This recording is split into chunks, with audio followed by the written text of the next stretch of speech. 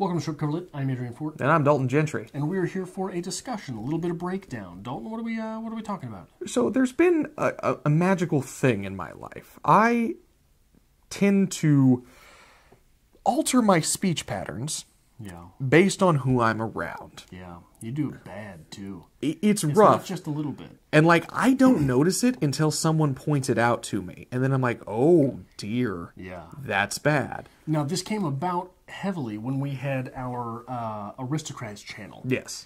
And it was us doing movie reviews with some of Dalton's friends in St. Joseph, Missouri. So you pulled me out of my element here because honestly, this is my. I hope that Adrian's apartment is not your element. This is my element. This is my my speaking voice, and we're trying to make points. It's conversational tone, pretty much standard American English. We wanted to go with that because we got some research behind this accent. Okay. This dialect, if you will. Standard American English. It's very easy to understand newscaster talk, if you would. Yeah. Midwest talk. Midwest That's talk. Why a lot of actors come from the Midwest, because we're not removing most of any particular accent from our voices. And do you know why that is? Why it's considered Midwest talk? Actually, it's the middle. The middle language of almost any country is the language that usually survives. Interesting. Because it usually always expands outward rather than inward. So that middle language usually becomes the standard and pushes outward. It becomes what everybody wants to go for. That's why because everyone can understand their neighbor. Yes. But they might not understand their neighbor's neighbor. So the further you go north, you get that Minnesota accent. The further you go south, you get Southern. The further you go east, you get the Bostonian accent. The further you go west, you get the California accent. But when they all California. So when they all converge, you get that standard dialect. However, when I'm doing this, I have my standard American English dialect. I enunciate rather well. I fuck up words all the time, but that's fine. You make up words all the time. I make up words, but that's fine. But you put a cigarette in my hand and a drink in my hand. Give them a little bit. Give them a taste. And you put me...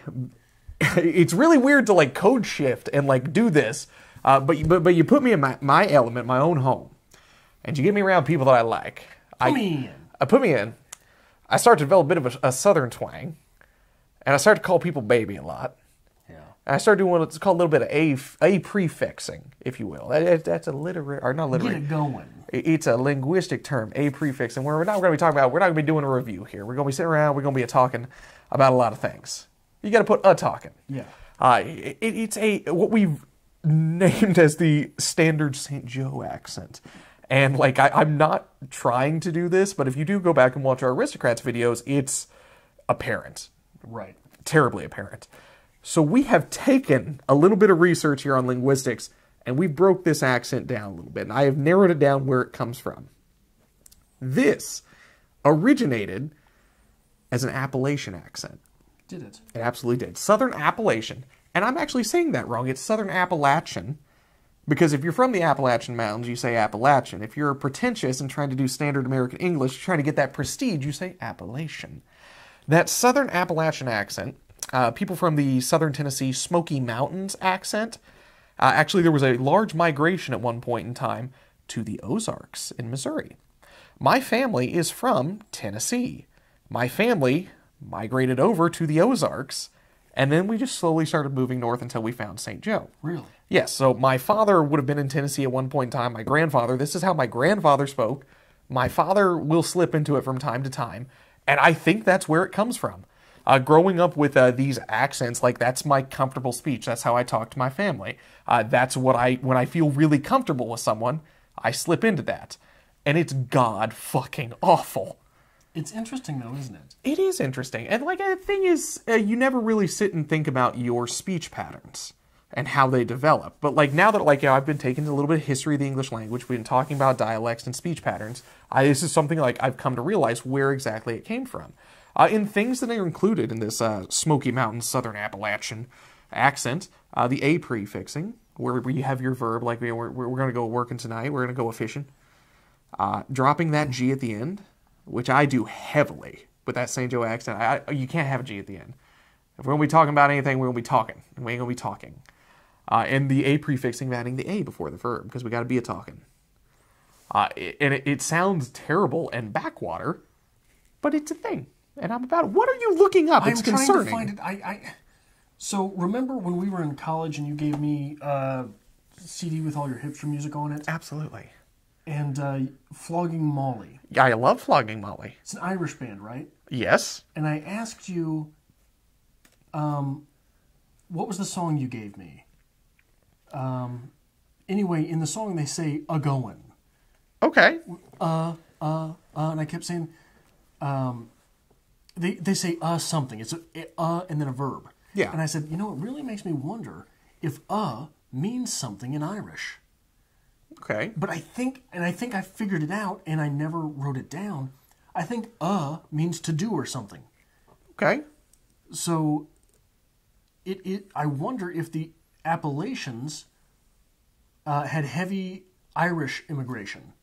You would be correct. Yeah. And do you know why? Because of mining jobs? Let's talk about this a little bit. Oh, look at this. I want to talk about things I've learned. So, here we are in England. England's great. But you know what? There's this huge country over here. We're going to start investigating it. So who goes first over to this new uncharted land? People with money. Oh, with money. People who can afford to go over. So all these very wealthy English people settle along the East Coast. Of the United States. Of the United States. That's where you get your Boston accents. That's where you get your New York accents. These very heavy, thick accents. Nasally accents. That's where these developed. And they're going to stay on the coast. Why? Because there's money on the coast. Because that's where all the goods are coming in. And transportation, right? And transportation. But we have a problem. Because what's right next to us here is this untamed wilderness. And in this untamed wilderness of the America, Native Americans. And we have a bit of a clash here between, immigrating English settlers, and Native Americans. Who've always been here. Absolutely. So what do? We send the fucking Irish over. Honestly, this is wholeheartedly a thing. We take the poor, we take the Irish, we say, hey, there's all this fucking land over here. Come get some. Come on over. It'll be Start a new nice. life for yourself. And literally, throughout the Appalachian Mountains, Scottish and Irish is a huge, huge influence on the language because they were honestly used as a human shield for the rich on the East Coast. So that southern accent that you get in the Appalachian Mountains, especially in the Smoky Mountain Tennessees, where my family had come from. They've been coming. We've been coming from there for a long time, baby. It's a heavy Scottish-Irish accent. And even if you look at the poetry from the area that you get with that, you can wholeheartedly read it with an Irish and Scottish accent. It sounds like Braveheart. And what happens after this? Railroads. What are the Irish doing? Working on the railroads. And where are they going? West Heading and out south. west. West and south, West and south, okay. Where do people still say it going? Down in the south. Well, I'll be. God damn it. That's something. That's just something. So we just wanted to break down, give a little linguistics lesson here. I want talk you, a little bit. Do it in your accent. I don't want to do it. It's okay. Honestly, it's hard. It's not something. You can't do your accent talking about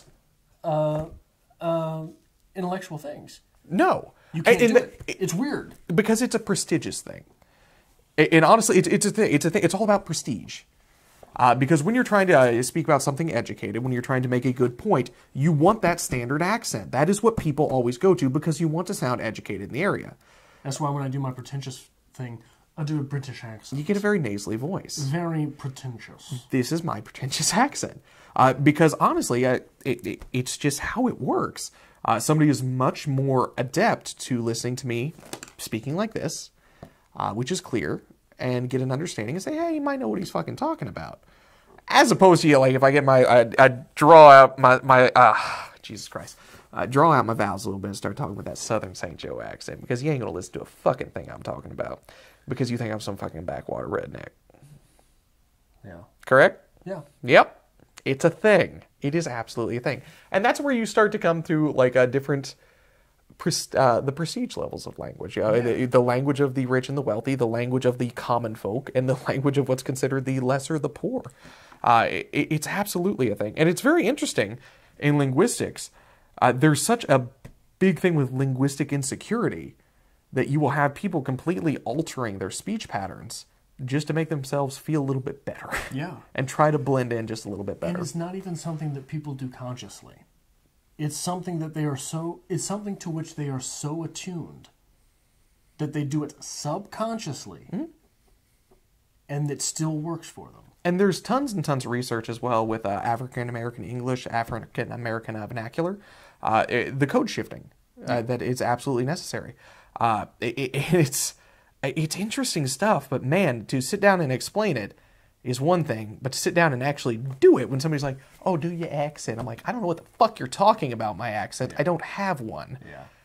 Put me in my work situation, though, where I have to talk all day. Oh, my God. I am a good old Southern boy when people talk to me. Really? 100%.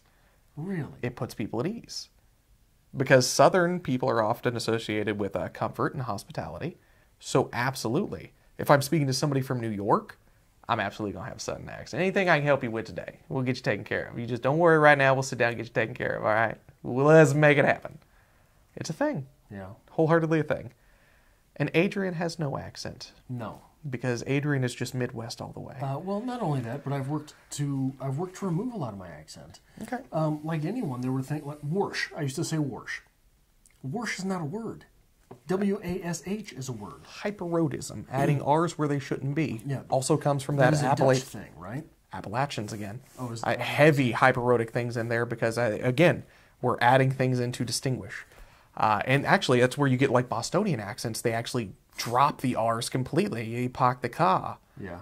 Because they're trying to get away from that harsh R to sound a little more prestigious. It's absolutely a thing. English language in a nutshell. Well, but they also add an R to the end of words that end in A, right? I can't think of any examples right now, but you know when you hear like JFK, perfect example, right? Okay. Always are All right. right? Fair, very fair. So it's just interesting how those things pop up. So I've broken it down to two different things instead of just the St. Joe accent. This is my Missouri accent. But when I slip into the draw, it's the Missouri accent. Because that's the way it fucking works. Wholeheartedly. We're from Missouri. Yeah. Everything's fine out in Missouri. Everything's just well. And you always sound like you've got a cigarette in your mouth. You know, actually, when you got a cigarette in your mouth, it actually works a lot better. Because you get that draw, you don't really move your mouth as much. It's all about ease of articulation. Do you think you could... Where's your cigarettes? In my pocket. Of course they are. Pull one out right now. Put it in your mouth. Don't light it up, you son of a bitch. But see if you can coax out the accent. It comes out a lot smoother because you got that ease of articulation. Ease of articulation comes from when you're trying to alter your speech patterns. And this happens with a southern drawl quite a bit. Happens with the southern drawl and the Appalachian accent because I'm not using as much motion, basically. And what that is it becomes, the changing in the dialect comes from the ease of articulation. We're making things easier to say. And because I don't have to do as much work, because I'm trying to hold a cigarette in my mouth, it comes out a lot stronger. Yeah. Can I light this cigarette now? No. Damn it. Shut your mouth. You got any other questions about the accent? No, that's all I got. There you go. The St. Joe accent in a nutshell on just a random strip cover lit video where we wanted to sit down and talk a little bit about language, a little bit of something we may know a little about, and just brag a little bit. Yeah. Yeah. Anything else, Adrian? That's all we've got for this episode. If you enjoyed this, hit that like button so we know. If you are coming here for the first time for Dalton's sweet St. Joe accent, he breaks out in it once in a while.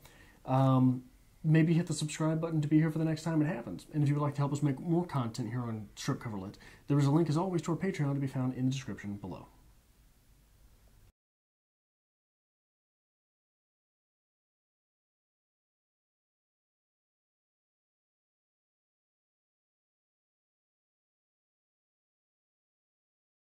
There you go. You might have ruined that whole video. How? Because you're... Looks like a muppet, talks like a redneck. It's a Reddit. Redneck Muppet. That's a Reddit. It's a Reddit. Discoveries. Gems. Thinking about just stapling it to my fucking chest at this